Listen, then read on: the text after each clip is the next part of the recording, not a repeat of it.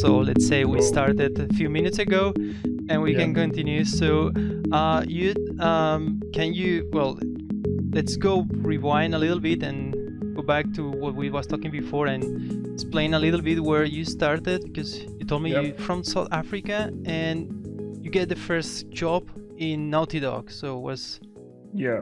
like quite Yeah. That was amazing, huh? Like, like my first big job though. I like oh, worked in South Africa. I basically was like did like visual effects and stuff.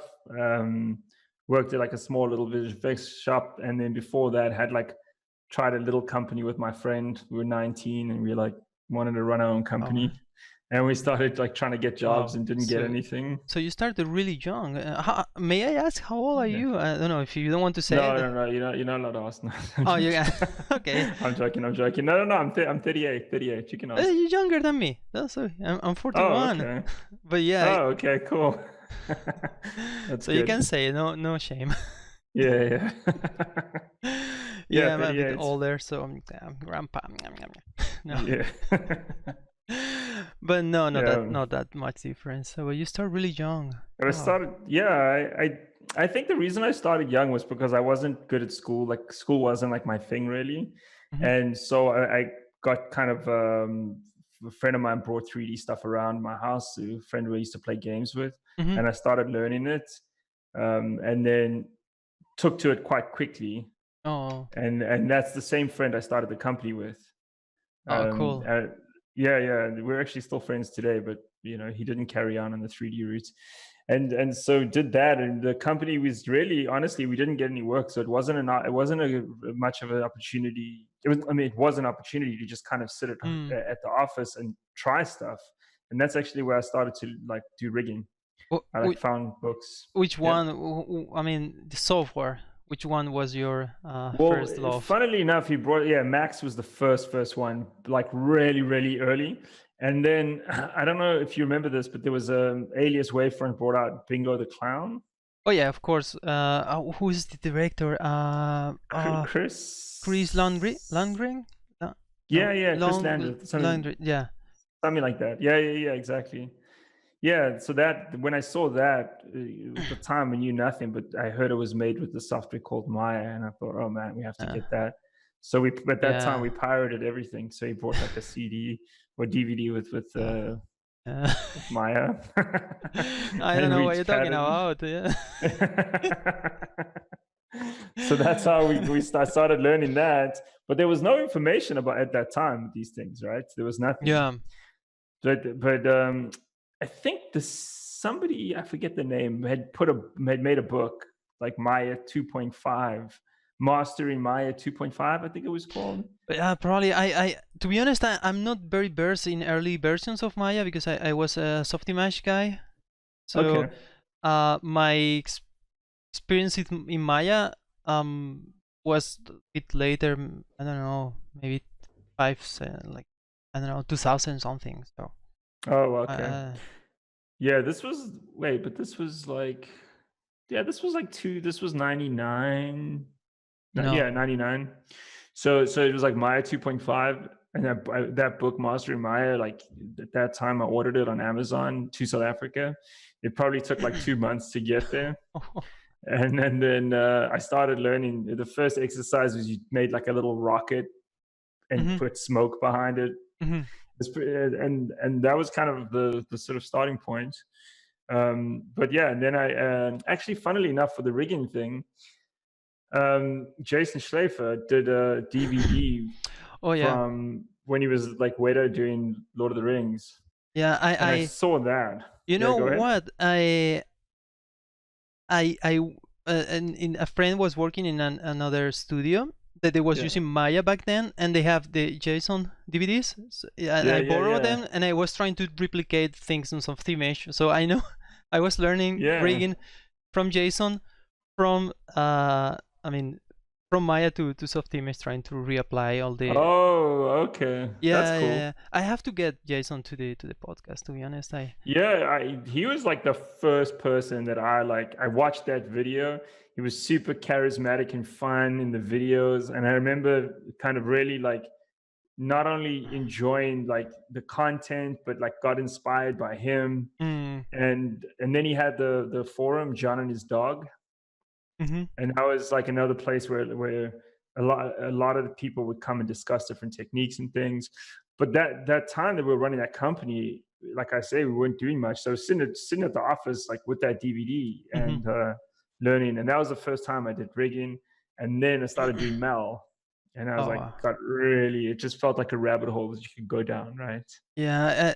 I remember the first rigging was in another studio. I think that I saw is the was in VHS from David Gallagher. I think is the one of the founders of Anime School. Oh yeah, yeah, yeah. Oh, okay. He has like a bunch of VHS on Softimage with Softimage 3D. That was, Oh, cool. and it was like really, really like real tricks that Yeah. I was super amazed when I was like, wow, that's like black magic thing. Yeah. It's early discovery. Yeah, I think Jason won and David was the kind of the gold or the secret. Yeah, Oh, yeah. Like I didn't know any soft image stuff, but definitely for my stuff, Jason stuff. And there was actually now that I think about it, now that you say VHS, there was some Noman stuff that actually came even before that. really? But Wow. yeah, but I don't know how much of that stuff was rigging. I think I remember that stuff being like NURBS modeling, and that was also like kind of what I started off doing in Maya. Yeah, so it's basically like learned all of that stuff, and then for like a basically at some point started to needed to make money, right? I think at this point I was like running that company with my friend for like 2 years, and then it was like, okay, my mom was like, I was living at home, and she's like, all right, Company two this is years. cool, Okay, but maybe it's good moment to make money. yeah, After, yeah, like this oh, company is all sounds cool, but like if you're not making money, it doesn't help anybody.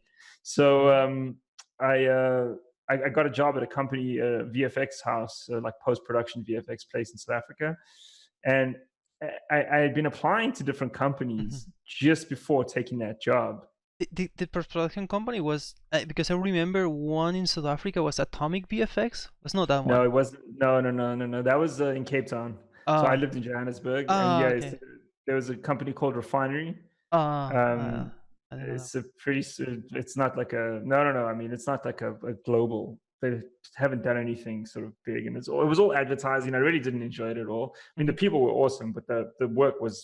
I wanted to do rigging. I wanted to do character stuff. I wanted to work on like games or not even games so much actually. When I think about it, more like films. Mm-hmm. And then that was just kind of like a stepping stone thing. But I got the job and had already been applying to companies, Mm-hmm. so I pretty much got that job, and then within like 2 months, I got hit up by Naughty Dog. Wow. But So I Naughty didn't Dog stay very long. back then was like because now it's a big shot. Naughty Dog. It's a huge company. It's well known because the team is the best of the best there. And I heard like all good words about Naughty Dog. What I heard. Yeah, yeah, But it's a great company.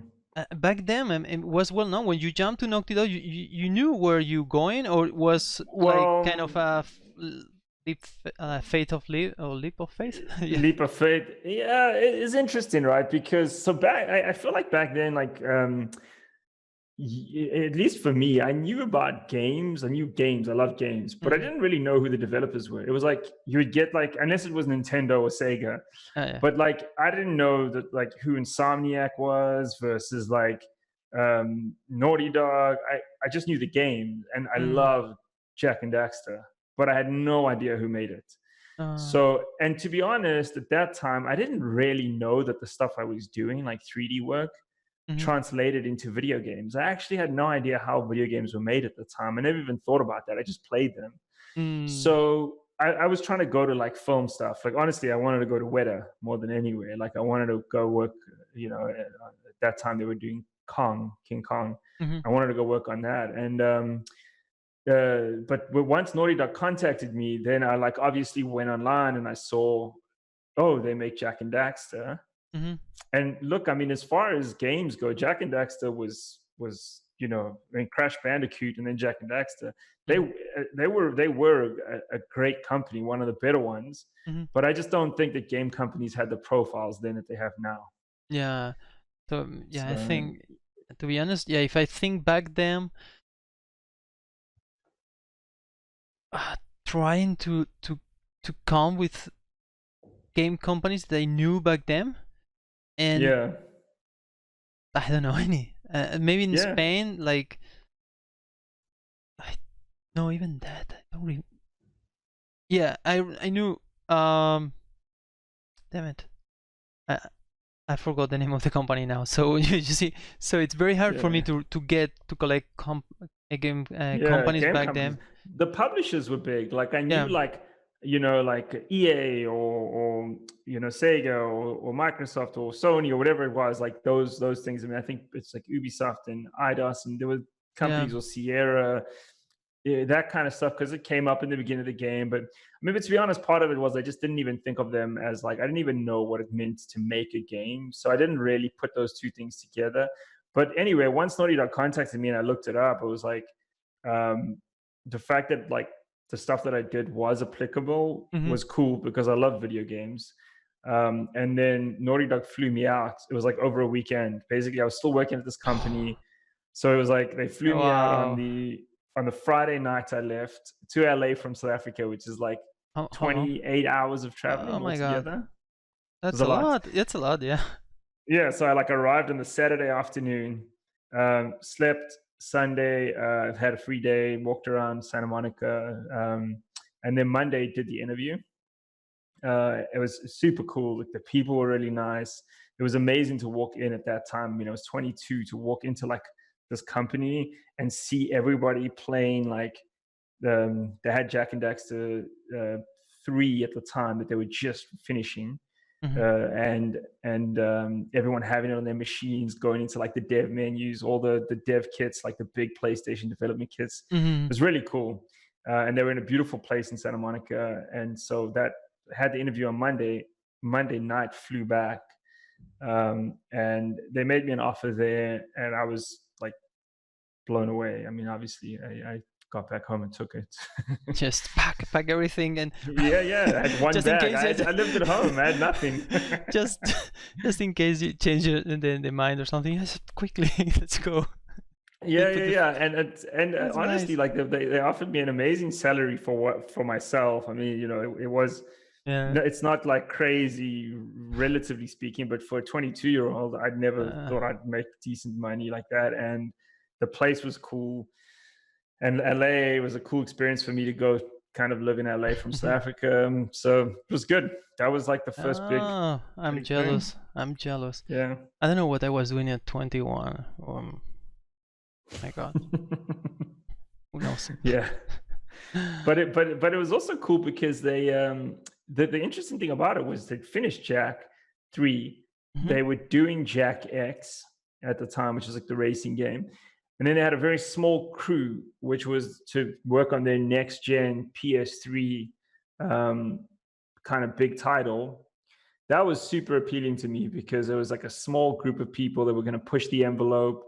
They wanted to introduce motion capture. They wanted to develop like a really good pipeline and tools and build better rigs. That project became Uncharted, right? Uh, It nice. was really cool. It was like six or eight of us on it. Hmm. We worked for about a year as a small group. I mean, that was for me, probably looking back, like one of the best times in my career. It was really cool. Yeah, that's. I mean, I never had the. I mean, now I have more this experience right now, like working in a project from the beginning and see the project growing and going to fruition, like a movie or something. But no, back Yeah. then. Back then, I jumped from, I think, work to work, but in the middle of the rush of the production.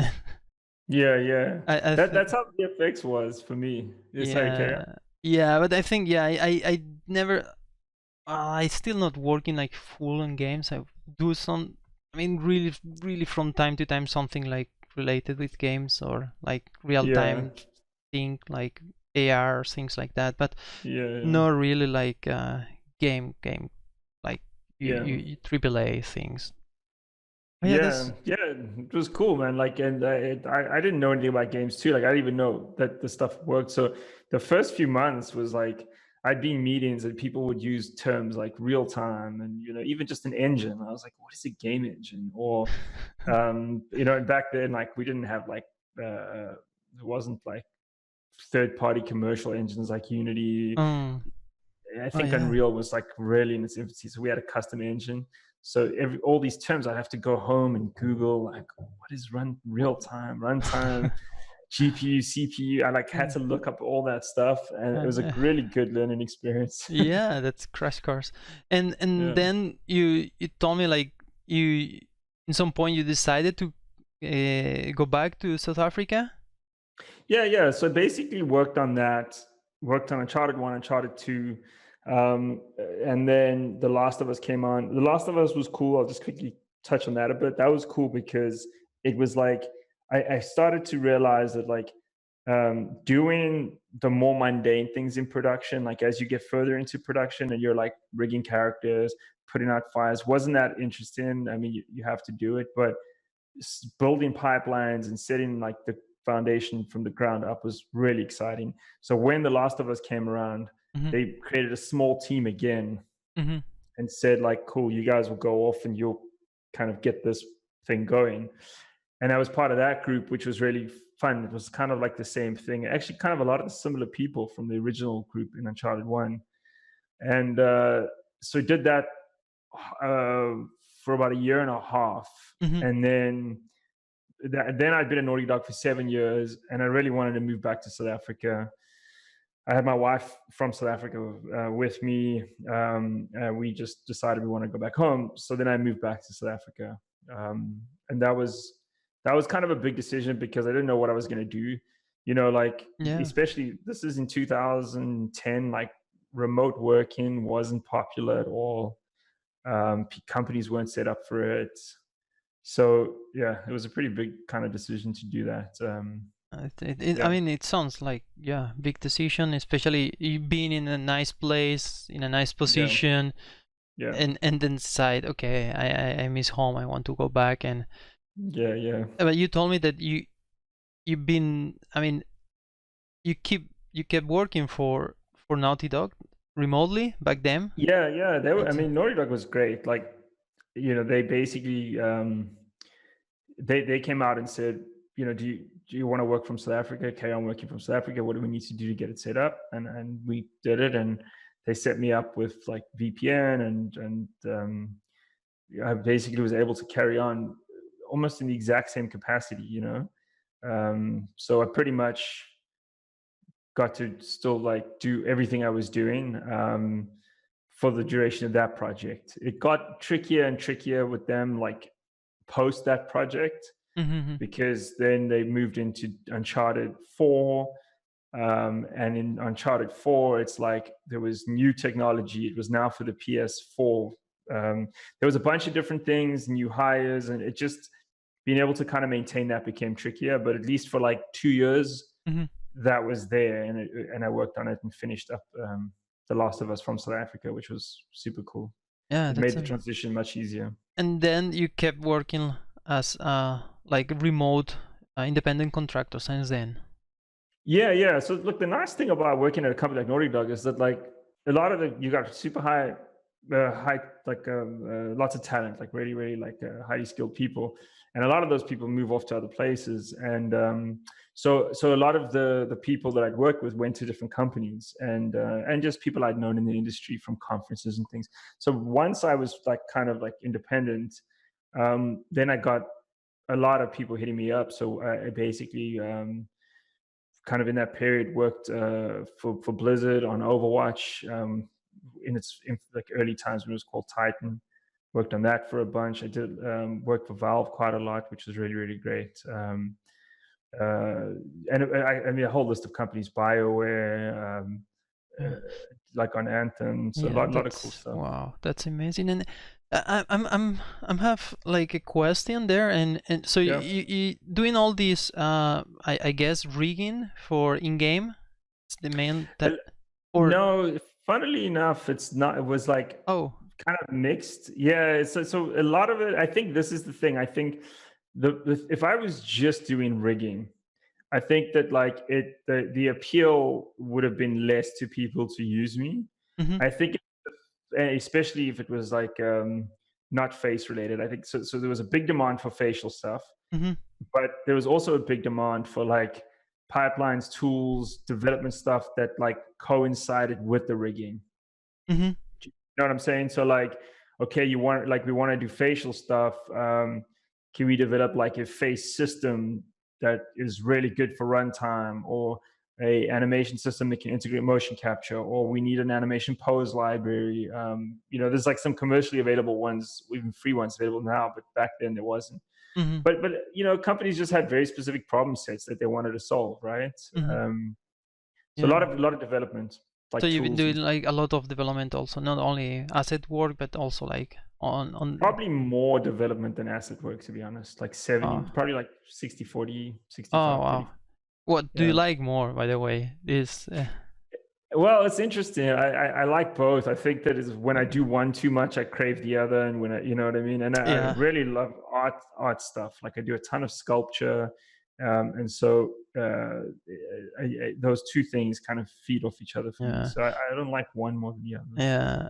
I totally agree with that, and maybe this Yeah. is another topic that we want to talk a bit maybe later on today's Yeah. like podcast. But this art tech relation and balance. Yeah. And I always say like I feel like a new renaissance, man. Like rigor is the perfect renaissance, because we have a lot of tech thing to learn, Yeah. like from coding to technical stuff, from the intrinsics of each DCC that we use, to Yeah. the art, like study like anatomy and the relation, or like if it's like the peeling of the deformation, things like that are more related for pure art, and you need to Yeah. put together that two pieces that it's renaissance, I think. Yeah, it's funny. It's funny you say that, because I so growing up, like I loved Da Vinci. It was like the anatomy drawings, the inventions, the art. Like he represented a lot of what I just found super appealing. And as you know, like I now live in Florence, Oh, and no, I didn't. I know you in Italy, but I didn't know oh, you you. didn't know Florence? Okay, Oh yeah. I man, live in I want to Florence. visit. Like just out my window, like just behind this hill is the hill where Da Vinci Oh, went to first test the flying machine. oh my god. Yeah. So I went up there. Hike up there sometimes with my kids and my wife, and it's really amazing to be standing in the place A lot where of he. history. I mean that it has Yeah, it's roots on crazy. that. Yeah, my god. Yeah. So Yeah. he's definitely. I agree with you. Like the stuff we do, there's Mhm. a lot of correlations in terms of Mm. like needing to use different sides of the brain, really Mm. problem solving combined with art, combined with kind of an understanding of anatomy, all that stuff. Super interesting. And I think Yeah. as you say, like for me the most interesting part it's like this like combination, and when you picking boredom, or like maybe a wall in one area, you can move to another area, and maybe the other it's gonna become like with a fresh eyes you can go back and retake it. Like if I'm coding for instance Yeah. with MGR, I'm coding for a few days straight, like full coding, Yeah. not. And at some point I get in the zone, it's really nice, and you finish maybe your stuff, but when you finish it, restart another like part, Yeah. maybe Exactly. it's hard. It's like, oh, and then you Yeah. go and take an asset and do the rigging or some plane shape modeling, or even other areas that are not related with my job, like Yeah. professionally, but like maybe modeling itself, or trying Yeah. to doing some rendering and things like that. And you go back again to this wheel of relations between, I would say like character centric thing, Yeah. like around the Yeah. characters, like tech and art. Yeah. And yeah, I think it's very refreshing. Yeah. I agree, man. I know some friends, some colleagues that they like really like technical things, and some people get like especially in rigging, I know some cases like Mm. the people start doing rigging, Mm. then you start learning coding because you want to improve your rigging Yeah, yeah, abilities by adding this and developing like tools and things like that, and they yeah, get sucked by pipeline. It's like, yeah, yeah, oh, yeah, you know, yeah, coding, okay, pipeline. yeah, yeah, And yeah. That almost happened to me to some extent. it's Like Naughty dangerous. Dog. Yeah, Yeah, yeah. yeah, If you want it to stay in is. coding, you need to. I mean, if you want to stay on rigging, you need to say it like, no, no, no, no. Yeah. I And want to do this. Yeah, it's yeah, the thing that's interesting with me with rigging is I always find that it's hard to escape both when you're doing rigging. Like rigging kind of has technical aspects to it, but it also has really artistic aspects, right? Like it's hard to be really good at rigging and not tap into both of those things. You know what I mean? yeah. Yeah, like I that was like one of the big things. Like I started doing like long time ago when I was in Noida, I really started getting into sculpture a lot, and I would Mm. do a lot of sculpting, and that was really useful. I mean, I did it just to get a break from the computer. I wasn't Mm-hmm. like really thinking of it as something for rigging. Mm-hmm. And the more I was doing it, the more I was like, oh wow, like I go back to rig something, and I'd be like looking at it in a completely different way now And you do, because sorry, when you meant sculpting, it's like physical, like with yeah, yeah, clay. clay or, oh, wow. Because I was thinking, of course, ZBrush, and when you say like, no, but away from the computer, I say, what a moment. Yeah, ZBrush, yeah, no, away of like clay, computer, like okay, that's something else. yeah, yeah, clay, like clays. Like I do ZBrush, but I mostly do clay stuff. And like Oh, now in nice. Florence, I actually rent a sculpture studio with a bunch of Ah, really great you live in sculptors. the dream, man. Yeah, and I go and sculpt there, and I have like, do you know Florence Academy of Art? No, I don't know that, but I mean, I no, no, It's a sorry. really good, like it's a really good academic like sculpture place, like one of the best in the world for like for academic like classical, I Mm-hmm. should say, sculpture. So like portraiture, figurative sculpture, and they're really good. If you look up Florence Academy of Art, this stuff will blow you away. And so I have the one of the instructors there.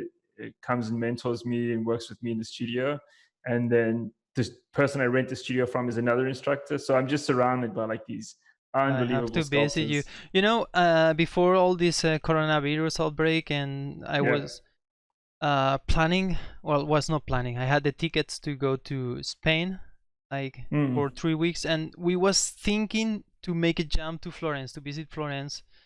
Yeah. At the end, we didn't take the tickets for Florence. We decided to go another place, but we say like next time we go Florence, Yeah. and And because then yeah, coronavirus came.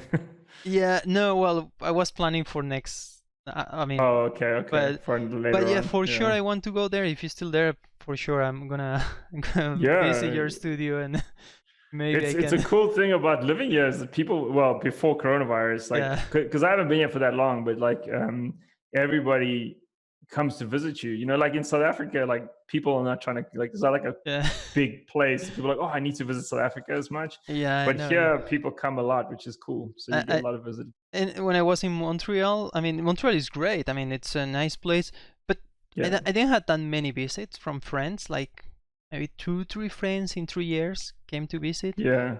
Yeah. And here, when I came to Japan, it's way People more visit a lot, visits. right? Yeah, yeah, Yeah. and Yeah. it's even far away, but yeah, it looks like the people likes more when you say, "Hey, where you live in Montreal?" One day, Japan. Yeah. Oh, okay. Yeah. Yeah. I like Japan a lot too. You do Yeah. you visit here? I actually, funnily enough, the only time I ever went was like after Uncharted 2. I got asked to go there and give a talk on Uncharted 2, and I went. It was cool. They like basically flew me and my wife out, Ah, all expenses paid, and I just had, all I had to do was give a talk for like where 2 hours on Uncharted. It was super cool. where was on the Tokyo Game Show So or no, it was SEDEC? a Autodesk conference. Oh, that is come. Yeah, it was like specifically for Autodesk. Oh, It was nice. cool. And then they basically like I did 2 hours of talking, and they basically booked us for like 5 days, and we just got to travel around Tokyo. It was really nice. So I've been Amazing. dying to go back. Yeah. Oh, how many time? Yeah. Yeah, Yeah. yeah. I definitely will as soon as coronavirus goes away. Yeah, I think it's gonna take some time, and I hope it's gonna be the Spain in Italy. They hit really hard on this. Yeah. Um, and I well, I don't know how it's gonna end up, but for sure the world is not gonna be the same after this. I'm pretty sure. Yeah, I mean, normal, it's gonna be the new normal, I guess. But not yeah, like before was really, I don't know, happiness to travel and everything, and now it's like I feel like this yeah, this like fear, it's gonna stuck inside you for a long time. Like, I don't yeah. know. Yeah, it's interesting. Like, so here in Italy now, I mean, Italy was one of the worst, and like they're starting to have moved into like the next phase. And it's interesting. Like, we can go out, we can exercise, you can go to restaurants and take food away. You can't go Hmm. in and sit. But already just that little bit, you can start to see things starting to kind of move towards being a little bit more normal, back to how it was. I think as long as we can keep the virus under control, like Yeah. hopefully things can go back to normal. But I agree with you. I don't think things will be the same anytime soon. But there's one thing I've learned about this coronavirus. I don't say anything with certainty because it just every week it like things that Mm. you thought have changed. So I'm just like waiting to see what Yeah. happens more than anything. Yeah. But one of the things that the people comments, and I think you have a great experience on this, is this like when you are remote contractor. Yeah. Now the world like looks like, especially all the technology companies, everybody that can work with a computer, it's gonna be Yeah. remote. I've been doing remote now from more than a month now, I think, or around a Yeah. month. Uh, and but I think after this, because the companies have everything on in place now and they know how to work remote, I think Yeah. it's gonna be kind of explosion on remote workers, because honestly I think it's better for the company. Like, uh they don't need to the space, they don't need the Yeah, computer, yeah, it's cost effective, they but it's hard to get certain things. It's definitely so. Did you want to ask a question before I kind of go into it, or no, I just want to jump on the topic like so we get can into the we can topic? go Yeah. go go here, because Okay. I'm Cool. very interested on that. Yeah, it's super interesting. Like because I've done it for so long, right? So it's been like 10 years. I definitely could feel the advantages and disadvantages of it, right? Like a Hmm. lot. Like the one thing I'll say up front was like for me early on, the companies that were um, committed to it, like felt like there's value in say using somebody like me, and so they were like, "We'll do what we need to. We'll get you set up on VPN. We will make Hmm. sure the teams are on webcams to talk to you. We'll schedule meetings. We'll include you." Those are there was like there was that willingness from the company that needed to Hmm. happen for it to really work. There was a couple times where I worked with companies and it was like, "Oh, cool, we got this person to come and do some stuff for us," and then like people at the company didn't want to really deal with this extra thing of this outside person, and those I feel like the success of that just they weren't as it wasn't such a high success rate of like Hmm. really being able to like do good stuff. That's now I think one of the good things coronavirus is forcing companies to put the infrastructure in place to set it up to see people are getting used to being on Zoom meetings and stuff. So Hmm. that's good. But the downside and like is it's I have to say like there's a few things like one, um, there's something to be said about like being in a room with people, walking around, being able to quickly grab a chair, have a conversation. You're stuck on a problem, just quickly call someone and say, "Hey, man, how did you solve that thing? Or can Hmm. I get you to quickly take a look?" Like getting somebody in a conversation over webcam requires like, "Oh, I need to set up a Zoom meeting. Hey, are you available to talk right now? Who else do you think needs to be in this conversation? Are they available?" There is a level of friction Hmm. that I think slows some of that stuff down. You know what I mean?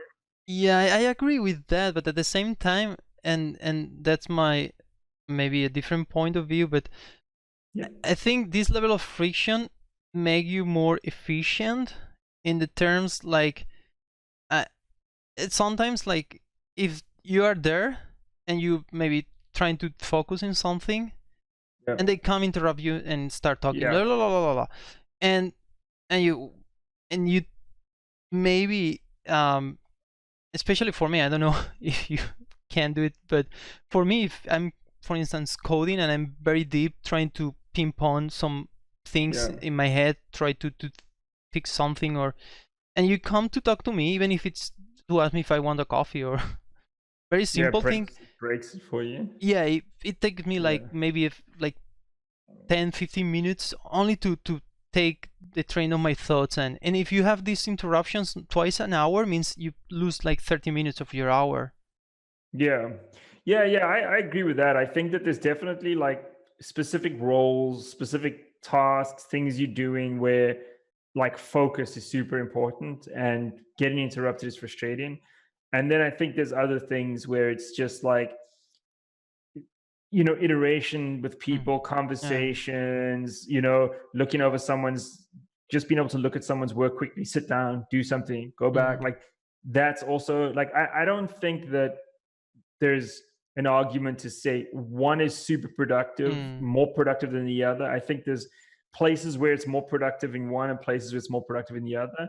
Like I think my ideal, if I was like, and I'm saying this as somebody who doesn't go into a job every day, but my ideal, if I was like running a company now, would be like 2-3 times a week, people are remote, and the other 2 times 3 times they're in the thing. So there's kind of like a Yeah. breakup of that, so you've got time to focus but also time to have that like Yeah. human connectedness. Yeah, I agree with that. Like it's good to stay there, and it's like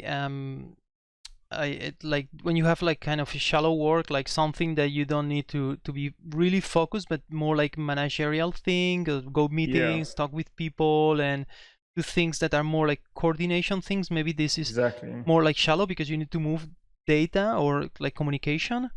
But Yeah, when you need to focus in something, and especially, yeah, I mean, for me, like as a supervisor, of course, there is a lot of managerial things like talking, meetings, reply people attend, assign tasks, things like that.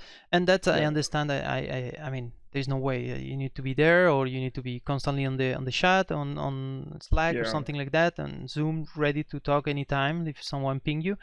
But then there is my other side where you need to do like assets, like rigging, focusing on solving yeah, problems and coding to doing tools. yeah.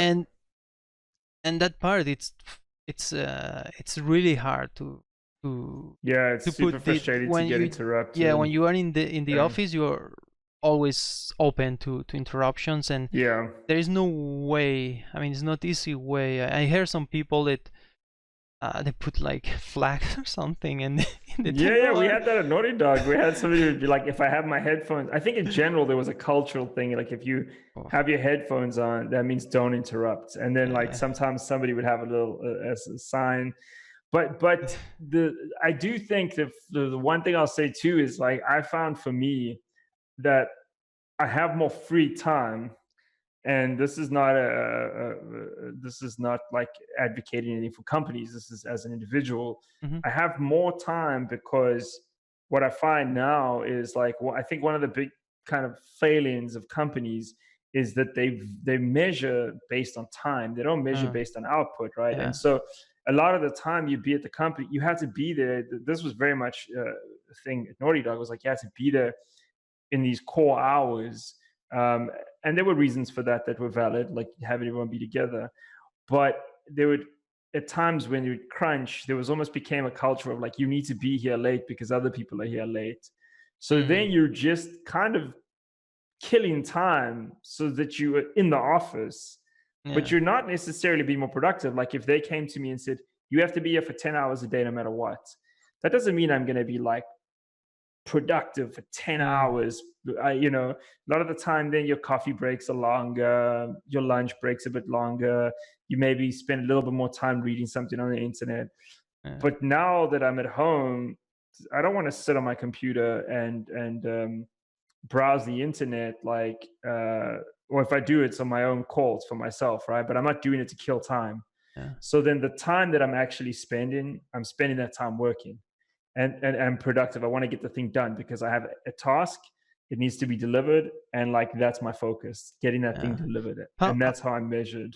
how do you? I'm very interested in this. Like maybe how do you manage your scheduling, your day to day work? Like I know you have family like me, you have kids. and Yeah. you work from home. I guess you need to come like to make everything work. And I'm just curious, how do you manage your like scale, like regular day, let's say, like working day? So one of the tricks that's played out, which is super interesting, that I never thought would be time difference. Time difference has really worked to my advantage Mm, because I'm here and the US is so even South Africa and Italy are the same. And the US is where most of my clients are. Now I work for a Brazilian company, but even then, there's still that same direction. Um, Basically, my mornings they're all asleep, so I could either in the mornings I could either do whatever I want to do, go do some woodworking, some sculpting, play with my kids, take them to school, fetch them from school, whatever it is, which was great because I felt like I had the day, and then they would come online towards the evening. hmm. In the case of like West Coast American companies, they would come on at like 6, 7 p.m. And I'm a night person anyway. I like working through the evening. So it kind of worked. My kids would go to sleep, we'd have dinner, I'd put them to sleep, and then I would work in that chunk of time. Oh, Um, nice. and the interesting thing is, like I was saying before, like I just needed I need to do output. So I needed to put in time. So, it would work quite late till 2 a.m. And often in the mornings, I would have an hour or two that I'd need to quickly get stuff done. Hmm. But on the whole, it was quite easy and I just had that pattern. It was like use my days for things I want. And then sometimes if I need an evening, I think the nice thing about being remote is like no one's like, at least this is for me as a remote, this is not where the whole company's being remote, Hmm. right? People are not like pinging you all the time. So it's kind of like you can, okay, I need to quickly just have dinner, or I need to, Mm, you know, you have your then space. yeah, it worked. Like honestly, for me, it's been really good personally in that sense, like from a personal life. Like Yeah, I wouldn't want to go back and work in a company for me personally, based on now how I've structured my life. yeah. Yeah, Yeah, for me, I was commenting before on this warm up conversation that we had before start yeah, recording. The yeah, that I really want. I'm really interested on that, and probably I don't know, maybe when we pass all this coronavirus thing, I will try to talk with the company to get like maybe this half few days on the office, few days remote. yeah, But the thing, I was really excited when they say it's work remote because the coronavirus. It's to try it. And yeah, the thing I didn't realize is that my kids are all day long here, and I yeah, need to be yeah, on the office hours available. Means yes, it was like very I don't know, like a punch in the face. Like, you want remote, okay, you have it now. You have it with the whole pack. So, and it's yeah, not especially. exactly the default. I mean, the But coronavirus is a bit of extreme case, like because yeah. I'm finding it hard too because my kids are not at school, Hmm. right? So there's like a break there. Like I said, the time difference helps because my kids are often asleep. That Hmm. was like one of the key things for me. They would be asleep while I'm working, and so there wasn't interruptions. But I think like you know if your kids aren't going to school and the timelines are like aligned where the kids are awake at the exact same time that your office is operating, then it does get super tricky, right? And then yeah, I've Yeah. always had in South Africa, and yeah, I have like a dedicated space, and my kids and my wife, as much as they can be, like try to be respectful of like when Yeah. I'm working, not to come. But obviously, like my daughter's Yeah. 4, Yeah. Yeah, I throwing a know. tantrum. You She's throwing a telling tantrum. to She me doesn't care. every single meeting I have, and I have to say something, and she comes and Yeah, yeah, yeah. and yeah, I Yeah, think it was exactly. yesterday she was pulling my headphones cable while I was Yeah, trying to yeah. talk. Yeah, so I mean, it happens. Look, people are becoming more tolerant of that sort of stuff too Oh yeah. because everyone's dealing with it, which is good. Yeah, well, in my case, So, the people, everybody's laughing, of course. Right? yeah, exactly. And it's kids. Like everyone's cool when it comes to Yeah, kids. yeah, exactly. So Yeah. it's a really nice situation, and sometimes can be like stressful, but yeah, Challenging. Yeah. yeah. Yeah. The one thing I was gonna say though is that on the thing about like remote versus not, there's a really other important aspect of it that I feel like is gets missed out in the conversation sometimes, which is like the human morale connection part of it. Like for me, I found a huge part of being working on a project or working on a company. It's not just about work. It's not just about productivity, right? Mm, It's also about culture and morale. And it's really hard to maintain that human connection, that sense of uh, morale when when you're uh, not in the same room. Like I've always traveled to the companies that I work for. So I worked for Riot for a very long time, for like I said, for about 5 years. And I would go on site quite regularly as well and uh, visit the studio. I visited Valve, at Naughty Dog. I'd visit when I was doing remote for them.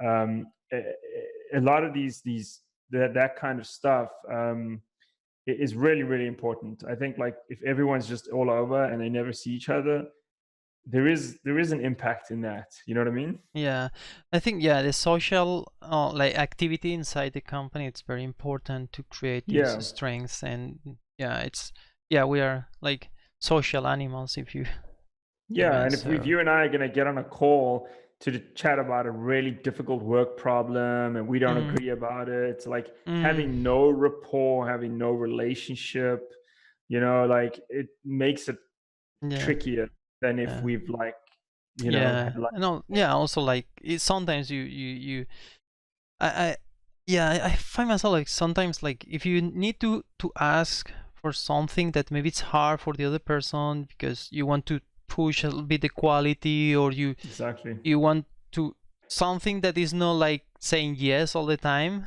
It's more Yeah. like maybe some friction there, and then like only the facial expression, the body language, the knowing the other person, say, look, I'm asking this, but it's because this is all. So Yeah. it's more easy that I find really. I mean, in video conference, it's also like almost the same, but not the same. But if you use, like we use a lot, like the Slack or Yeah. email, Yeah. then it's going to become very tricky because sometimes Yeah. it sounds really harsh too. So you try to put like a lot of emojis, like it's good. Yeah. Yeah. You It looks smile a lot or ha ha, laugh a lot. Yeah, exactly. yeah. So to be clear, that the tone, it's Yeah, yeah, because yeah, and it's hard to get someone to go the extra mile or to mm, understand when, like, when they don't even know you that well. I just find like I'll be chatting to somebody in a webcam like you, and we'll mm, be talking now, and I'll be like, oh, cool, yeah, you're a cool guy, it's cool. But when I'm standing there with a person, there's like a layer that just goes away. That like mm. there's I don't know how to explain it. Do you know what I'm saying? Yeah. Me either. I don't know how to explain it, but yeah, it's true. Like the Yeah. physical presence, it's not the Exactly. same. There's just like it's easier to sort of connect. There's something easy about it, I find. Yeah. Yeah, that's yeah, for sure. It's yeah, it's something important.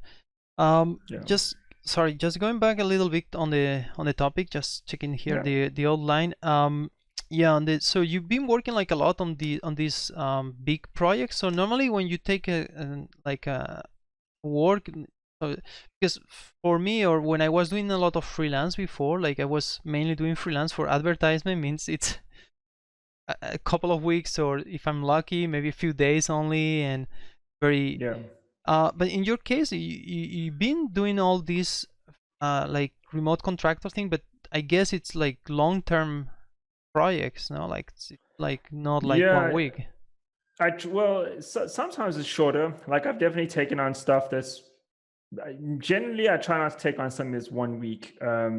It's just hard to make it worthwhile, right? Like you got to get Mm, up and running on everything, and it's hard to make it to justify it in terms of like what you're gonna make. And a lot of the times when it's like get something done for a week, like in a week, it's usually somebody trying to get something pushed out the door pretty quickly, and it's like I like things that are like I'm investing time and building something that's going to mm, be a super high value add, and it's mm, going to be lucrative for me, and interesting for me. So in some ways I am quite picky about that sort of thing. I definitely like have stayed away from being like freelance rigger. Like mm, that's probably one of the biggest misconceptions about what I've been doing is like, I don't do freelance rigging.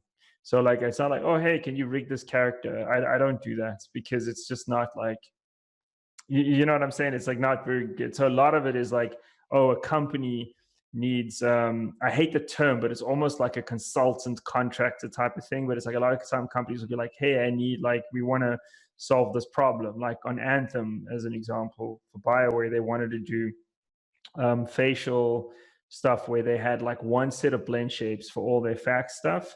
Mm-hmm. And then they had all these characters that are completely different topology, all humans, but they wanted to be able to take that face and propagate those blend shapes through all of those characters' Mm-hmm. faces, but with different topology, right? It's easy when the topology is the same. Mm-hmm. So that was like a great problem set to solve. And that's the kind of thing that like wasn't years of work. It was like a month of work or 2 months of work, but it was a good problem set. It was a nice thing. So it's so a lot of stuff like that. And then when it is rigging stuff, it isn't like rig a character. It's more like develop Mm-hmm. a facial system and do facial rigs, or you know what I mean, stuff like that. Yeah, So yeah, like problem solving, like some situations for each project. And yeah, I think one yeah, of the things that you comment on these examples, and it's very interesting, and this is something that I always not all, I mean, I'm really interested also. It's like right now when you terms to rigging that you say like, okay, I don't rig characters. And to be honest, I've been, not now, but in the past I did a lot of this rigging, especially because a lot of clients that know me, they for advertisement, they just want their character rigged for yeah, this ad that it's, you for know, that in the ad, rush. yeah, yeah, And I found these projects really really cool to do, because there's also like the this it's fresh, and when you get almost like bored, it's done, you know. There's some mm, exceptions there, but normally you have this advantage there. So I found interesting this kind of projects because that, but also the other thing that I'm trying to focus, it's the, like what you say, like nowadays a lot of the problem solvings that I see that's coming in the company I'm working now, my previous company, and some colleagues from other companies that sometimes talk to me and ask me for some advice or some like consulting, but more like friendly, you know. mm, It's like the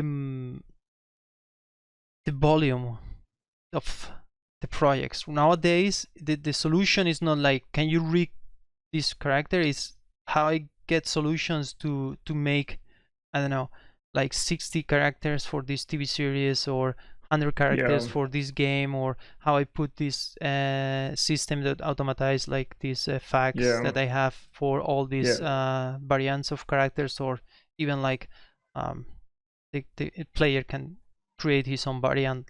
So how you mix and match all these things. And I yeah, think yeah. this where is going, like the now the technical part is not about, I think not anymore like before. If you want to be a good rigger, you make a good like demo reel where you show your banking and foot roll thing, and you see your squash and stretch Yeah, yeah, and all these things. And I still see these rigs, I mean the rigging reels things, that's great.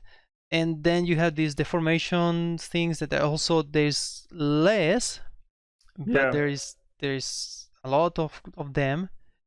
But when you see like, okay, like a technical artist or rigger, or I don't know how you want to etiquette yourself, solving these kind of problems that are more like the new age. I don't know if it's the new age, but you know, it's where the all the companies are struggling, or all the studios. I think it's more struggle. It's to this kind of volume. yeah. I agree. I think that the there's companies that like just need riggers. Like if you were Pixar and like you're creating like this like super high end, character that's going to be on screen across a huge array of emotions at a high level in terms of just like fidelity level, then you need like a rigger to focus on making the shapes, everything deform well, the shapes, the face stuff, everything work with animation. Really, you need somebody who like can't solve problem. You Mm-hmm. don't need somebody who can solve problem sets like building automated rigging systems or being able to deal with variations. I think when you get into games, particularly, and probably advertising, this is true too. Um, Maybe this is true for everybody, I guess. Maybe it's not true just for those companies, but I think that there's certain problem sets, is better to say, than Mm-hmm. specific companies. Like different problem sets do require you to be able to sit across that whole thing, right? Where it's like it's not just about rigging, it's about solving the problem set at a broader scale. Like how many characters do you have? I find in games that comes up a lot, and it's actually part of why I've really stayed in games and really enjoyed it, is because it's like I don't enjoy rigging that much. When you were saying earlier about how like you enjoy working on a character for a week and having it done, like I don't really enjoy that. I enjoy rigging faces, but I don't really enjoy like rigging a character and painting weights. And yeah, Yeah. I find that like that's become quite mundane for me. Yeah. If I have to make a like a distinction there. I like, for Yeah, instance, what I like more of, like latest years of my career is like I I do the one character rig, but normally what I do, it's normally the prototypes and standardization and the yeah. template, and then training for. Someone else does. Yeah, yeah, So I really enjoy doing the first one for a project with new yeah, challenges or new solutions coming, and then I do the second one that it's maybe the polished one for the yeah. standard, and then I Yeah, yeah, exactly. So exactly. I agree. so I'm the I same. enjoy that part, and I enjoy Yeah, doing all the details for this. But then when yeah, it's coming for the repetition, and sometimes I have to do it. It is no more. I mean, yeah, I don't have escape for that. But that yeah, part, it's the most enjoyable for me yeah, because yeah. it's, I don't know, it's uncharted. Yeah, but With that's a good pun point, intended, right? Like yeah. I talk about what I enjoy, but that doesn't mean I get to do what I enjoy all the time, right? I mean, Yeah. part of the job is like you do work that you have to do, which is fine. I think it's a healthy thing. But I do think, kind of to your point earlier, like the problem sets. I find this in games a lot. Is like the problem sets that you have to deal with, they really do go beyond just rigging a character, right? It's like, how do you attach weapons? How do you get that into the game? How do you deal with clothing variations? Like, and now I'm working for a really great Brazilian company called Wildlife.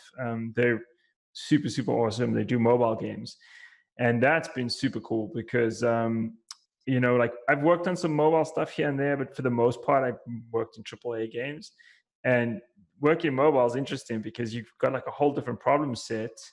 A lot of people think of it as like, oh, everything just needs to be optimized, Hmm. and that just means you like are just doing low quality work.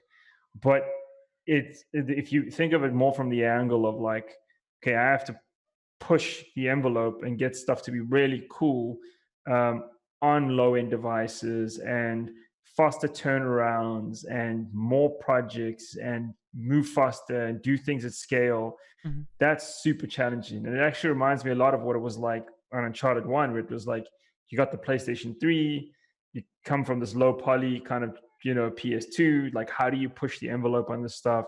So I find that stuff for me personally to Hmm. be the thing that I really, really Yeah. enjoy a lot. Yeah. Yeah. I think it's for me, it's where I aiming now, and um yeah, especially at the studio, we do a lot of or mainly it's games. Quotes Mm. there. We do some projects for Netflix. We did this Altered Carbon movie that was released few. Which movie? What was it called? Altered Carbon. They have the Okay. the series, the live action, and they did like an anime. We did Oh, cool. basically like a 1 hour anime special. Nice. And but the other many of our clients are like game companies that we do like cutscenes, or maybe we do like this. For instance, we've been doing this Monster Strike animated series for YouTube.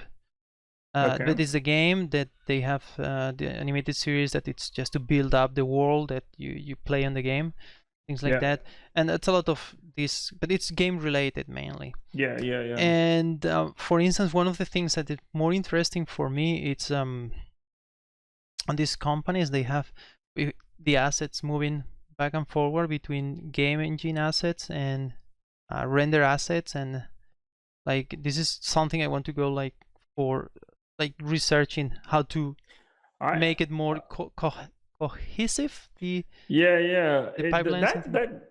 Oh, sorry. Finish. Sorry. That's it. Yeah, that thing is interesting. That thing has been spoken of. I remember like early on in like SIGGRAPH in early 2000s, there was this talk about the, what did they call it?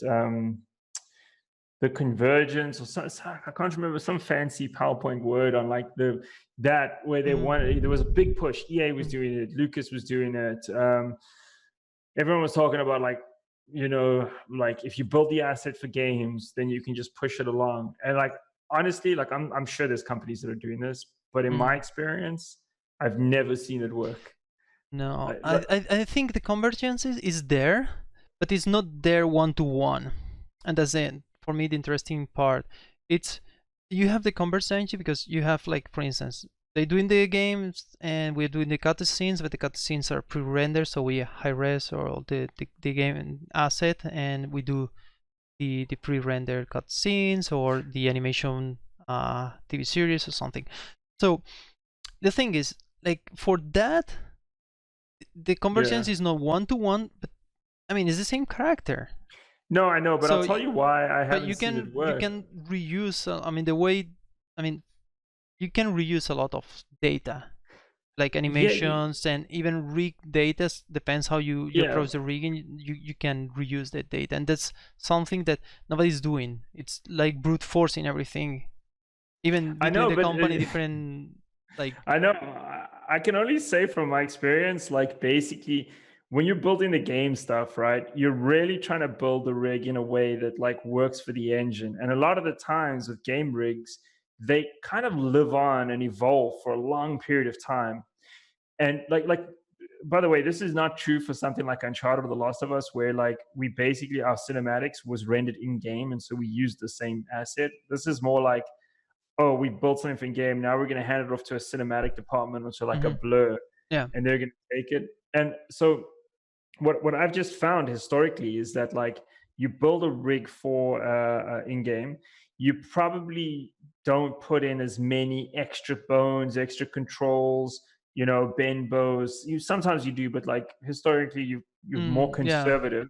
Your geometry is lower, so by the time it needs to go to a cinematic, they already in cinematic pipelines will already have their rigging systems, which have the control set up in a way, the rig setups that are like very specific to what they want. They need higher res geometry. They're a lot of the time don't want to be dealing with normal maps. They're going to be looking at like displacements for a lot of details.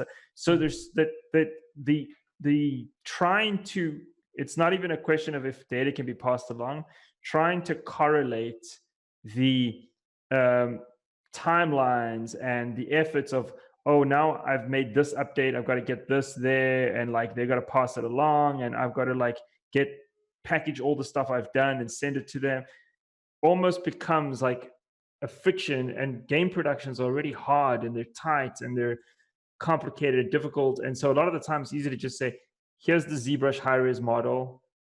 It's easy enough if they have an M gear or an existing rigging system to just throw that on. They're going to want to build their facial stuff differently for sure. And so honestly, like in so many cases that I've seen, people push for it because on paper it makes sense. But once you get into it, it actually just starts frustrating both sides. And I haven't seen it work. I'm not saying it can't. I agree with you that in theory, there's a lot of stuff that aligns, but I just haven't seen it play out for those reasons. Well, interesting. I'm trying. I mean, it is my. I mean, like almost last 3 years, I was very interested on this area, and I think I have some ideas I want to throw and try and see. I will put it on M Gear, of course, and be public for everybody. Yeah. But yeah, something like That's this cool. on these That'd lines. cool. Let's see. Yeah, but yeah, no, for I me think it's very great. I mean, enjoyable to fight this battle. As you say, it's not easy. It's not always working, but I think it's a worth fight to try. Yeah, and things also, I guess, some things they don't happen until they happen, right? It's like it hasn't worked, but then plus a lot of things are evolving. I do think games are getting, especially AAA, is getting so high end now that that gap Oh is yeah, not as big.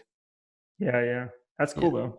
But yeah, but it's still like a lot of pre-render thing. I remember many years ago in Spain there was a game conference, and I had the chance to talk with one really well-known game director in Spain, Oh, cool. and I asked him like, because the company I was working back then, we was trying to do like game cinematics, and I was, look, I'm here trying to talk with some game companies if they're interested in game cinematics, and it told me like something like, forget about that, now it's gonna be all in game, like real-time game cinematics thing like you did on Naughty Dog, so no pre-render, but um yeah, still like big companies like Blur, Digi Pictures, and Real Time UK, or these big companies, they're still doing like this pre-axis animation. All these, they're doing Yeah, super nice pre-render things, and it's still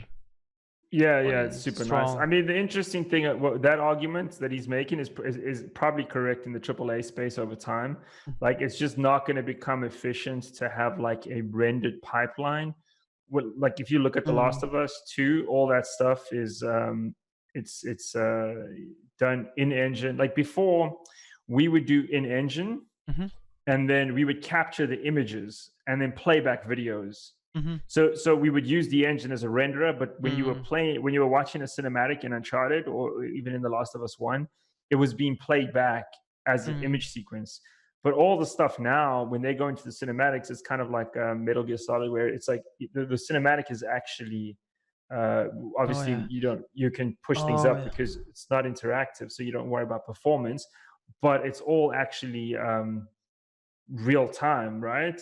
Mm-hmm, Um, and so that, in that aspect, I think that the argument is true that things will move in that direction. But there's this huge other thing happening right now, which is like mobile games, right? And mobile games, like, you can't do that, and so there's a massive market there for like pre-rendered cinematics. mm, yeah. You know what I mean? Yeah, So I don't think yeah, that's going I know. anywhere. We're working Or on League of that, so Legends, League of yeah, Legends, Dota, like all these yeah. games that are not Yeah, we did one in-game of cinematic the games. that was just before I arrived to the studio, but at the studio we did one of the League of Legends. The one of Yeah, the game cinematics was this anime style skin that they have. yeah, yeah, yeah. So we did one of these ones. I don't know. It's like, I don't know the characters. I don't want to butcher anything, but it was really But cool. that's an awesome. Like Riot makes Mhm. amazing stuff. Yeah. Like their cinematics. I mean, most of them don't get done internally, right? They're done like by Blur and different Yeah, places. yeah, I know. Unless the one that we did, I think Axis Animation does a lot of the League of Legends, and probably Blur Studio also does did a few. I know Blur did a few. I know there's that French company, but I don't know enough about that to really Fortiche, comment properly. Fortiche, Yeah, I think that's right. the one to But the the. stuff is beautiful. Yeah, I have a friend working Yeah. there now. I really like that company. Yeah, it's really Mm. cool. And there's another I think it's not the Riot one. It's the Blizzard one, the Heroes of the Storm. That is Yeah, also like yeah, anime. And there was one studio that I really liked, the line in with No Ghost. That it's they're kind of oh, partners, yeah, yeah, yeah. and I really like what they do. And I'm a big fan of both companies, Yeah, and me the too. No Ghost guys, and they use same gear, and it was super cool because Oh, flat that's one of the, awesome, man. yeah, I post some of the images, and I was like, yeah. I know, but Yeah. no, was sorry, not for the Blur, for the Blizzard thing, but they did another thing later that they posted, but the Blizzard, they only could, I mean, they only can post the final image, like this is the link, and because they have super uh like NDAs thing that they cannot show any behind Yeah. the scenes. But the image, it's I will send you later if you're curious. Oh, that's cool. Yeah, yeah, But yeah. it That's was really showing on cool. the studio here. Look at these London people, what they did, and everybody was running like, "What? This is a London people doing this anime style. It's better than here in Japan." Like, what? Yeah. That's cool. Yeah, Yeah, that's those cinematics are great. It's a really a cool opportunity for these companies to like do like I think like a company like Riot, right? They've got such a rich story in League of Legends, like in terms of like these characters, but those stories don't play out in the game. mhm. And so then that platform of like cinematics, it's the same as Blizzard to a large extent, right? Like the platform to play those stories out in cinematics is just really, really cool. I think maybe I'm wrong here, but I think Fortiche is doing some kind of animation, like TV animation or something about League of Legends or something like that. I saw some trailers or something like that. It was really cool on the his Oh, style, like cool. 2D nice thing. Oh, that's cool. Yeah, I really like that. I Yeah, when mean, I worked for Riot, most of the time I was working on like unannounced things, not League of Legends. I worked on League of Legends a little bit, but so I'm not like super clued up on all of those things, to be honest. well, Yeah, I'm just a geek of animation in general, so I just yeah, like me too. when, and that's a good thing. I mean, some people like, especially for me, like uh, some studios I really like, and when some of these studios maybe do use some gear, I am just like, Yeah, yeah, that's super cool, and man. I think for you, Yeah, same. Like it's like if they're using your tools for one like IP or project or things that you like a lot, it's like I don't know, yeah, one up in Mario or something. Like it's like you grow up. You yeah, feel yeah, like yeah, yeah, yeah, super exactly. blessed to this amazing artist using your Yeah, tools. yeah. I mean, I feel that way for sure. Like I think growing up playing video games and then like you know what I mean, like going and working at companies and then you look back and you're like got to work for like every company that you loved. Yeah, In some ways, when I look back on that, I'm like super super fortunate. I yeah, feel like yeah. but I'll tell you funny story though is that so I always thought, oh, my kids will get to this age. Like my son is, I was saying to you before, he's 7, and I was like, oh, my son is 7. Like I'm gonna be a superstar at school because Oh his yeah. friends are gonna be like, oh, your dad makes video games. That's amazing. I was like waiting for that moment, and then we decided to send my kids to a Waldorf school. I don't know if you know, like Waldorf. It's kind of like very like uh artsy. It's not artsy is probably not the right word, but like it's kind of an alternative education form. Hmm. But one of the things about it is they're like very anti screens, like screens like video games, movies, TVs. They like Oh, are I like see. against that stuff a lot. So the kids that go to this school don't play video games at all. So so when my kids there, Yeah. it's like there's no like, oh man, like I'm busy playing Fortnite, and then like for my son to Uh, go, oh, my dad worked on that. It doesn't happen at all. no, my kid, yeah, one sometimes they ask me. I mean, they know I do animation things, but I don't know. And every a few some time ago, he asked me what we do, and I explained him we do like animation and we do things for video games, and it has its switch now. It's very like no, it's very addicted to Yeah, it. And he yeah, told me like what do you do, and so I opened the Anima Studio website and I yeah, show him, and there's projects that I don't know even that we are doing, like really I don't participate in these projects because we have like a game department that sometimes they do game cinematics or something that yeah, arrive the yeah, assets directly from the animation game company, and I don't know the project exists until they release it on the web. yeah. And looks like we did some Pokemon thing and some other like big franchises that I didn't know that we was doing because I was not in the project. And my Yeah, kid like go, "Oh, Pokemon, yeah, Pokemon! yeah, And I want to play what you did, Papa." And I was yeah, like, yeah. "Oh, I don't know what we did here." And I checked the Yeah, website. Oh, yeah. looks like we did backgrounds or we did that and things, and I didn't know. Yeah. So Yeah, I it's was like a kind of a silly hero or something. I don't know. Yeah. It's kind of funny. Like for this Brazilian company, Wildlife, we have a game called Zuba, which is it's a really cool game, kind of like a Fortnite Mhm. battle royale type of game. And I don't let my son play games a lot because of Mm. this sort of school philosophy, and I kind of buy into it. Like I don't want him when Mm. he's still young Yeah. being in front of a screen a lot.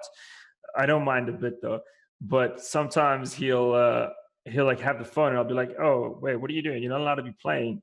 But then he's playing that game, Uh-huh. and then I'm like, he's playing the game that I'm working on. I'm like, maybe I should just let him play for a little Yeah. bit. Yeah. It's something in the office because we're doing this Monster Do you know Monster Strike? I don't know if it's big in Europe. Here in Japan, it's really big.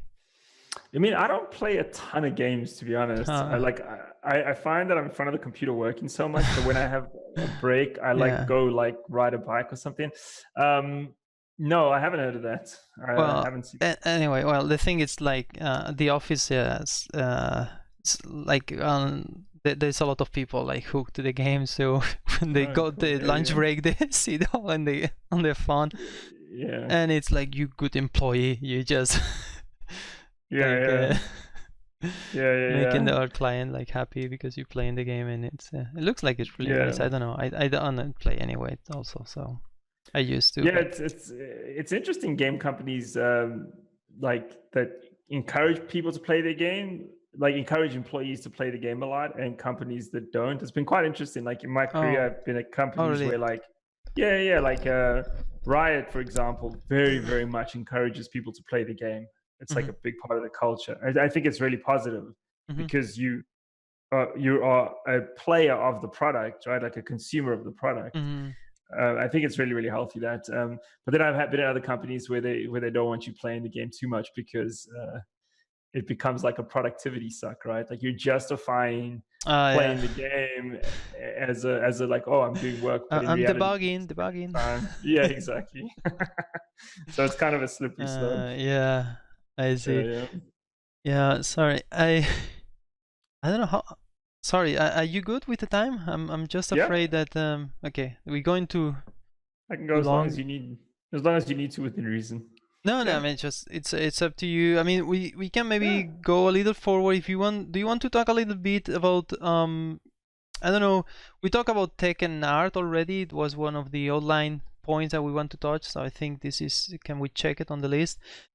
The I would like to talk a little bit about the school. How because I told you that I knew you through the school because well no before you did the school you did this like I think demos on the facial was I think the I did character for was CG one. Society. Yeah, one character was very long, like Yeah. That was on mouth, my reel. and I think you did like this. Maybe I'm sorry, I'm wrong, but one of Tarzan Rick was yours. Yeah. That's Like right. Yeah, yeah, so I that remember was that for one. CG Society. Yeah. Yeah, yeah, and yeah, you had a lot of like training experience, but you not now don't feel like teacher right now. No. Oh. Yeah, I don't identify as a teacher, like I was saying to you before. Like it's not something that I like really identify as. Like I don't think of myself um, in that sense, you know. Like I've done like actually I forgot about that CG Society thing, but I did that workshop for quite a while. Actually, I ran like Mhm. a few of them because you would just repeat it, right? It was a really good business model. You would build the content out once, Mhm. and then they would just keep running the courses, and CG Society did all the marketing and everything for you, and it was quite cool. um but so I did that, and then we also, myself and good friend Rich Diamond, who was the lead character artist at Naughty Dog, and actually somebody who went on to a lot of the different companies that I actually work with very closely now as well.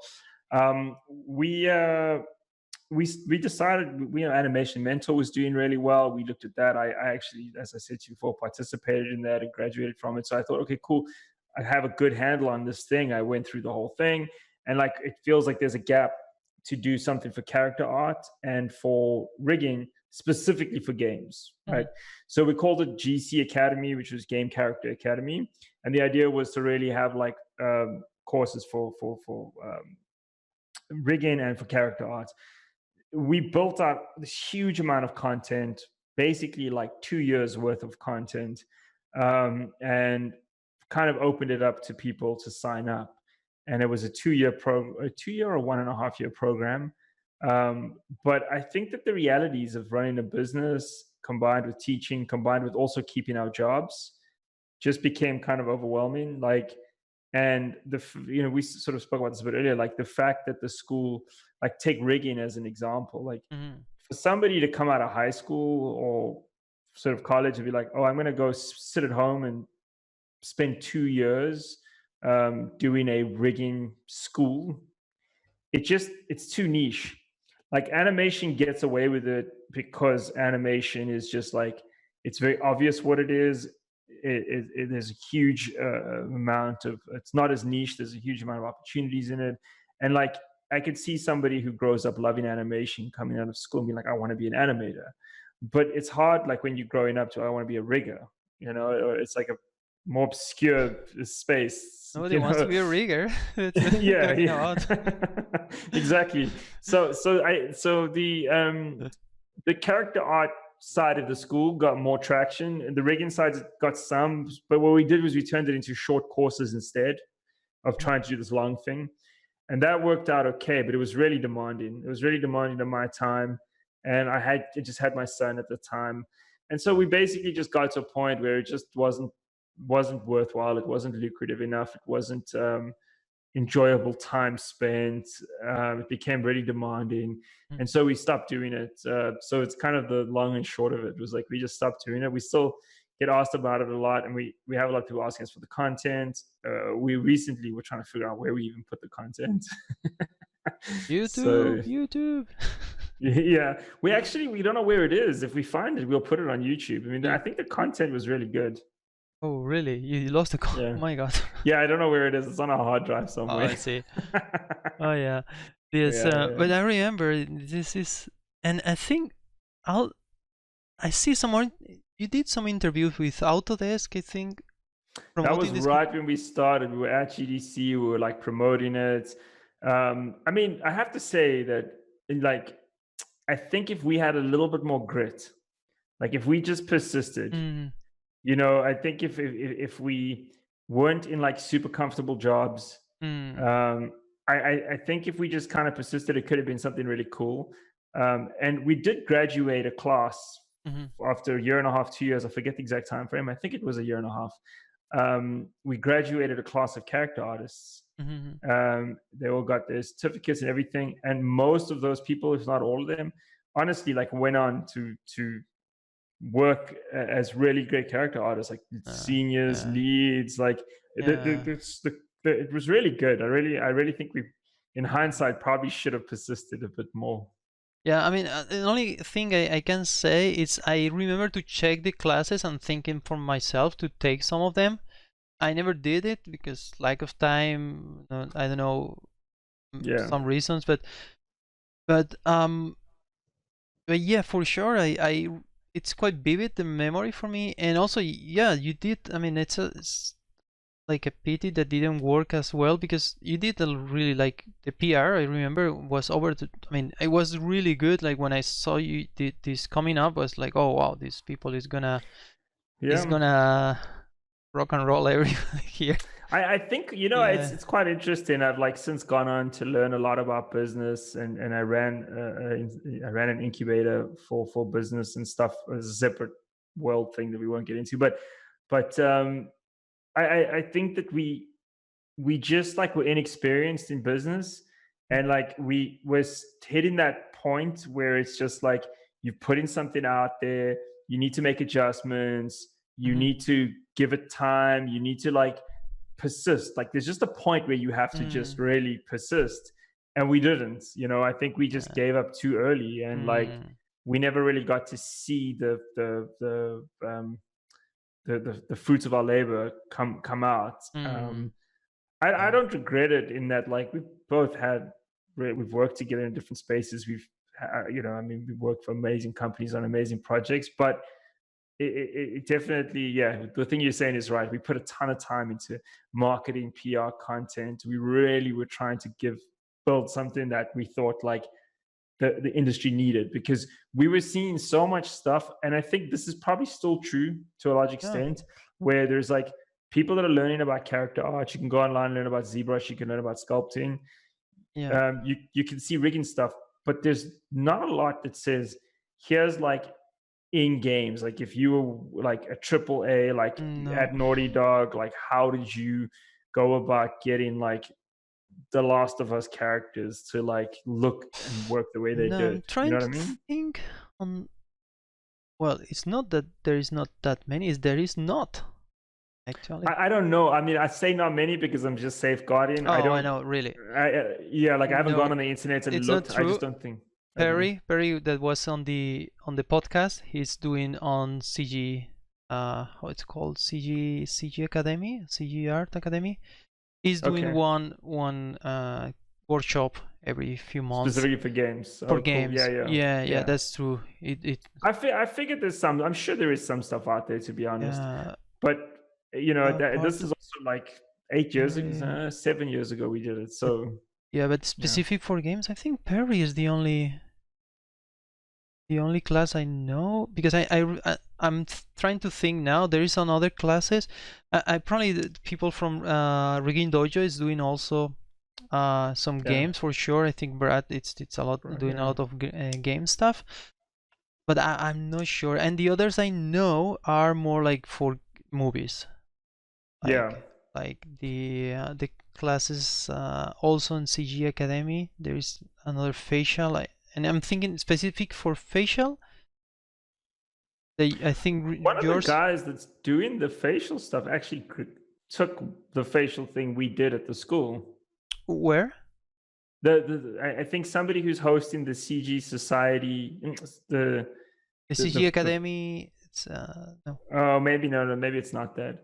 But there is someone who's doing one who took one at our school, which was quite cool to see. Like somebody who like took our facial workshop and then went on to like host his own one. It was really cool. Yeah, that's great when students like grow and they become teachers and they become like it's awesome. It's awesome. Yeah, that's really nice. But I remember for instance, you're very specialized also in facial rigging, I think, or specialized. You have a lot of expertise. I don't know if you specialize, but unless I know you have expertise. Yeah, but I definitely gravitate to that. Yeah, sorry, carry on. But there is nothing on that for games.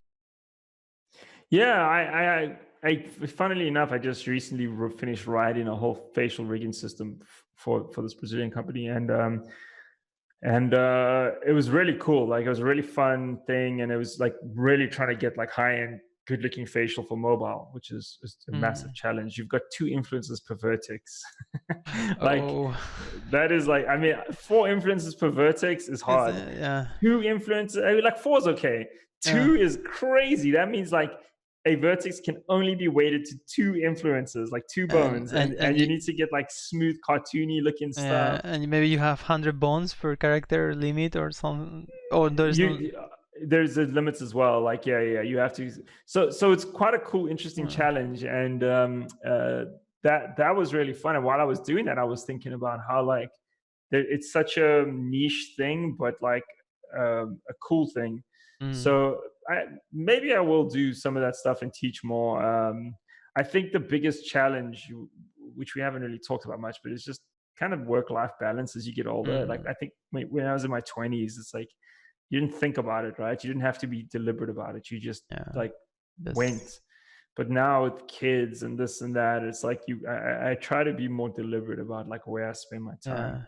Yeah, me too. I have ton of unfinished projects or projects on the backlog. Like I want to do this, I want to do that, and then start making your priorities. Like I was commenting also previous the recording the facial rigging tutorial that I want to do for MGear, very specific. Not for games, just for like feature films or series things. And I've been doing in probably 2 years on the making. Restarted twice because I start recording, then never finished. Take another character, restart recording, never finish, and now. And I really want, and people ask me from time to time. I want to. I mean, but it's so hard. So if I do that, I cannot do other things, and Yeah. it's yeah. Yeah, I agree, man. But I love facial stuff. I have to say, like, it's one of the things like that I did a lot. Like, obviously at Naughty Dog, I did all the face stuff for The Last of Us, which I was really proud of. And then since then, like, have been working on different things. And I think realistic human faces has gone into a space that's tricky because there's so much now with just like Yeah, scanning, mocap, that yeah, it's almost like hard to really yeah, like yeah. I play think in that space. Yeah, go yeah, ahead. I think yeah for rigging there is this space that it's like I like face scan data, clean up, proceduralize, and packs with a ton of Yeah, with mocap. combination systems, and that it's streamed to the in-game. Like I Yeah, think people like snappers or trilateral, yeah, yeah, yeah. they are like rocking this They're amazing. area, and it's Yeah, amazing. yeah, But yeah, for like one person doing facial rigs, this is kind of, if you want to be on this kind of level, I mean you need, I mean this is a teamwork and a yeah, edge yeah. technology to do this. If you Exactly. and Yeah, you cannot, I mean simple as that. You need like only to get the like a scan set of proper facial to learn how to do these systems. yeah. It's I mean you cannot get it easily. But and even if you could, like, honestly, even if Yeah, no. this is me, my personal thing, this is not a knock on anything, but even if I could, I don't want to spend 6 months Oh yeah. sculpting like every like the wrinkles. Like, part of what was fun for me about the facial stuff, like on The Last of Us, was it was super artistically and technically challenging, but it wasn't like 6 months of work on like one thing. Mm-mm-mm. It was balanced enough where it was like demanding, but it also finished. And so that part of it for me is not so appealing Uh, now. But there is tons of other stuff. Like one of the things I did, which was really cool, was there was a Fortnite trailer that came out where they're like go in and shoot, and they did that all in engine in Unreal. mhm, And so we got to rig all, like I rigged all those faces, and we exported it to Alembic, and then it went into Unreal. And that was really fun because it was a good challenge of like doing something real time, mhm, using real time technology, but with a little bit less limitations. And it was stylized, so it was really fun and cool. It was mhm. really great animation It team. is the Yeah, one that gets in a bar or something fight or something exactly, like. Ah, I exactly. remember that one. Yeah, that's Yeah, great. yeah, That's yeah, great. So the face, yeah, but here the face, because for me, I for facial I do quite a lot of facial, and but I the techniques I use, I cannot reproduce it in games. And when I had to port this for games, like my previous company, we did some VR test, yeah. and well, I put a lot of layers to make my facial rigs, like, and I'm Okay. piping like Yeah, plane blend shapes or shapes. things like that with another rigs with another plane shapes and so on. Yeah, um of course, when you need to flat out this to one plane shape node and one skin cluster, uh, there's a big trade-off. I mean, you cannot do yeah, everything, and you can flat out things that it's not that easy to edit, but you can flat things. But yeah, it's super tough. As I yeah. found, to reach the quality, the same quality, it's 100 times more difficult, I Yeah, think. it's really hard. I mean, that the interesting thing about that trailer was the facial quality was really like I thought was really great. Like it came out. I'm not saying specifically my work. I mean the end result, the animators, the rendering, Mhm, the light. It just the final product was really awesome. And I had done the facial rigs for the in-game stuff first, and then we worked on that. And we kind of held them up next to each other initially, and there was a big gap. But the end result of it, when they talked about it, the Epic talked about it a lot in terms of having no limitations, being able to use whatever you want because of Alembic, mhm, right? Which was absolutely correct. We basically used some layered techniques, exactly as you were saying. But I do think that that thing was overstated. Like when I open up that thing, that rig, and look at it, it's probably 90% just joints. Hmm. And then there's like really nice touch up stuff that just gives you that little bit extra polish, Hmm. which then is like lattices or blend shapes, but Yeah, really little. yeah, yeah. For Yeah. me, I think, yeah, the rigs, I tend to do as much as I can with the formers and like With deformers join. like what? Like joints and Um, clusters and yeah, I have a little bit of everything, but mainly the end result. I mean, it's a joint deforming yeah, with a skin cluster, but maybe the joint is sliding in a surface, or I have another kind of line curves that deforming moving joints and things like that. But the end pipe, it's joined, and yeah, this is channeled with several layers, and yeah, then I use the blend shapes as kind of a correction exactly. to Yeah, achieve the position that you want at the end, let's say. yeah, But that's it. If you, I don't use like other kind of deformers, like wire yeah, deformer on this geometry of things like that. Normally it's a plane yeah, shape or joint, but behind that, the things that move these joints, maybe there are yeah, other deformers, yeah. maybe The lattice times. Yeah. Yeah, the interesting thing, like if I look back on like The Last of Us, the interesting thing there was I found the biggest restriction was Mm. actually the fact that you have normal maps, right? Mm-hmm. And so when I'm busy moving my face around, Mm-hmm. so much of the read is in the darks and lights changing. Like volume shifting around, like we perceive it because of volume change, right? Like Mm-hmm. it's all like how volume changes. And when you have normal maps that are static, and then you grab something and move it, but you don't get an obvious light shift because so much is baked into the texture, into the normal map. Uh, That was for me by far the biggest limitation in terms of being able to achieve, like, at some point the ability to push the shape into a nice shape was not as important as the fact that like the light and the mm, form change, yeah. the creep, the darks, the light, that shift wasn't happening. That Mm-hmm. was more noticeable. So we obviously did have what we called wrinkle maps, Mm-hmm. which were normal maps that you would blend into. Yeah. But there's so much happening that it's like, but now the facial stuff I think is like the rendering is just so good that like that limitation is lifted, and the, the stuff looks really amazing, I have to say. Yeah. The yeah, we did.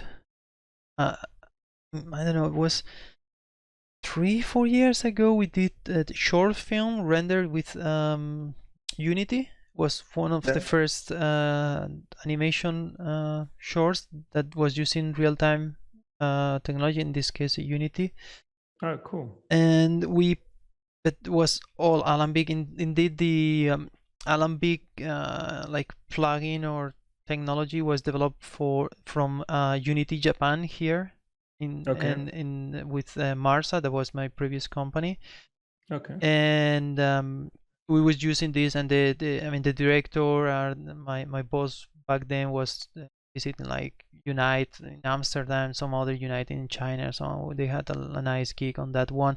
Now it bit a bit dated. It even is not that old, but it looks a bit dated. Mm. But the people ask me how you did this in real time, and some studios from Spain contact me because they want to make the TV series in Unity and so on. I said, Yeah, look, it yeah. was all baked on an Alembic. It was nothing Yeah. special for the rig itself. It just I just keep Yeah. my arts same, didn't change. Yeah, yeah, yeah.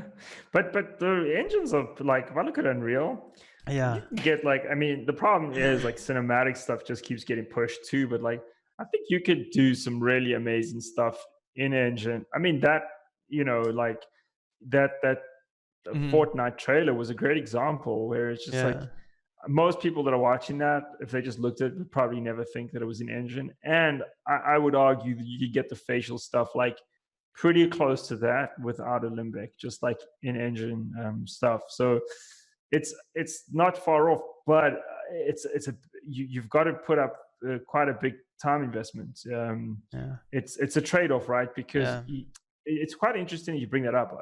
I'll just talk to that quickly. I know we've used up a lot of time, but I mentioned to you that I was involved in like a production company for stuff, and one of the vendors that we were going to use for the show was actually Montreal-based company, animation studio, and they are one of the companies at the forefront of kind of pushing Unreal in their use of TV shows. They actually produced a TV show all in Unreal. You know, it's a Digital Dimension.